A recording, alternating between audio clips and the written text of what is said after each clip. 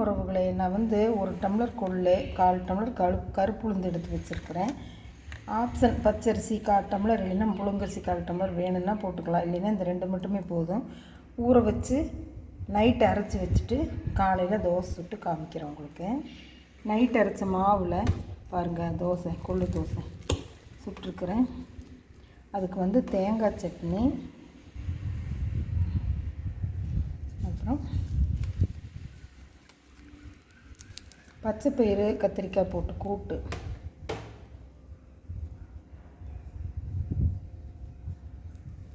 கொள்ளு தோசை உடம்புக்கு ரொம்ப நல்லது.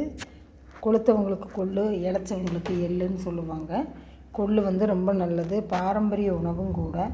குதிரை கொள்ளு சாப்பிட்டுட்டு அவ்வளோ வேகமாக ஓடுது. கொள்ளில் அவ்வளோ சத்து இருக்குது.